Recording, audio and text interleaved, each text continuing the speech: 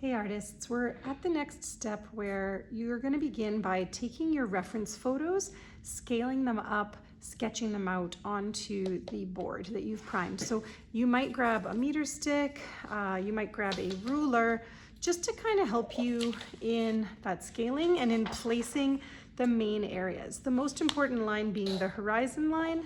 So what I did on my image is I just measured how high up that was from the bottom of my canvas. If it was 3 inches here, that means here it's double, it's gonna be 6. So don't overthink that original sketch, the initial sketch.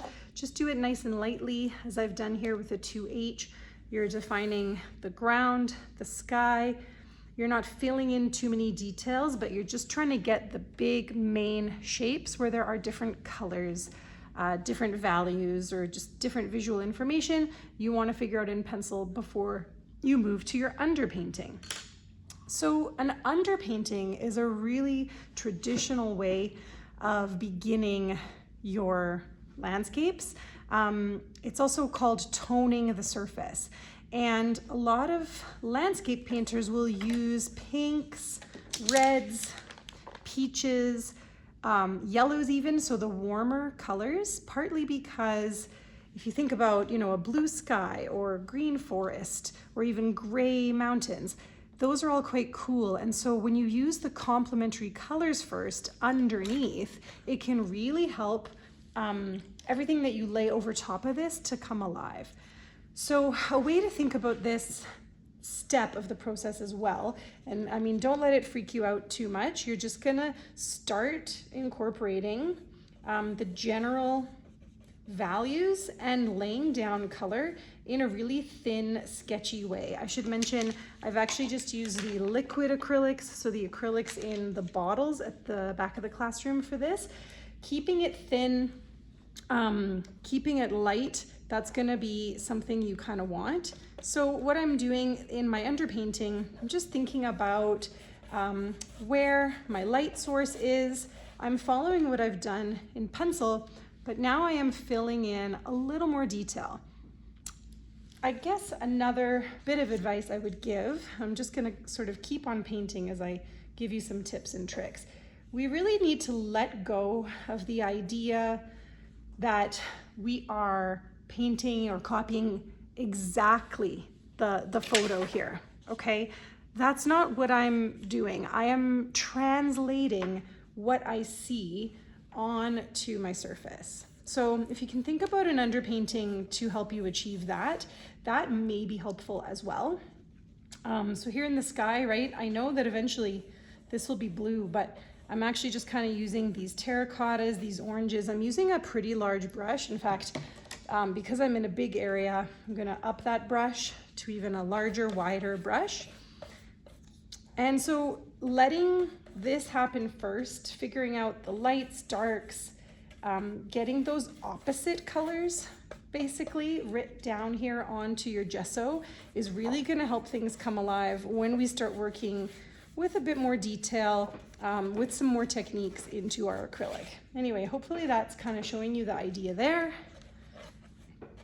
Don't be afraid to kind of make a move. One other thing I like to do with this is as I place a color, so I was here in this deep, deep tone, if I have it in one area of my sky, probably a smart idea, just gonna move things here a bit, to place it in another area, right?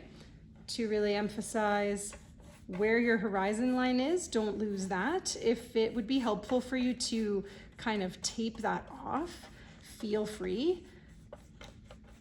But yeah, these sort of warmer tones underneath is really gonna, I guess, bring a little bit of extra magic. So apart from the color theory side of it, just gonna now move into a bit of lighter tones. I am still trying to get the values of things. I don't want it to get too away from me, even though this is very sketchy. I'm sort of taking inspiration here from these stylized clouds, but also the clouds I'm seeing.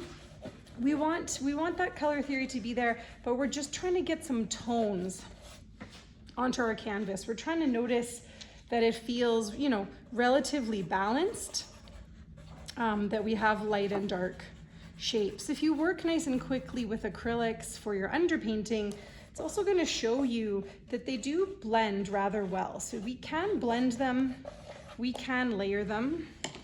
You can come in with more of a wet brush if you'd like to kind of pull that across. So you would continue this all throughout your landscape. Here where I have some greens at the bottom, I'm gonna make sure it's got a really strong orange once again. Okay, just wherever I sketched it. And from that orange, I might try to tone it with, you know, pinks. It's a bit lighter here, so I want to catch that light. Pinks or peaches, reds. So generally, landscapes are done in these kind of warm undertones.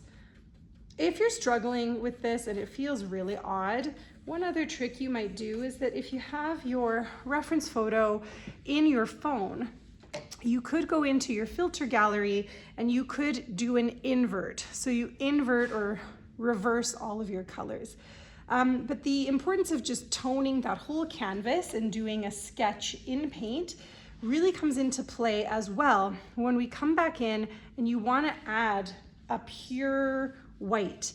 As I add, I'm not going to really get that at this point, but if I'm in future layers adding the sunlight, the pops of white, I don't know, the snow-capped mountains, this area here where the sun is really hitting the prairies, you know, those whites will pop so much better if I am showing them off of a toned background. So think of this step as something that you can complete within a class or two using large brushes, using large gestural strokes. If you kind of lose something that you had sketched, let this dry or use a hairdryer, come back in with a pencil. You can do a few different layers until your underpainting feels right to you, but that is toning our surface. We're organizing it into levels of distance, what's close to us, what's far away from us, what's light, what's dark. And that's really gonna make it a lot better as we bring back more color and detail that we wanna see in the landscape. So good luck with that step, artists.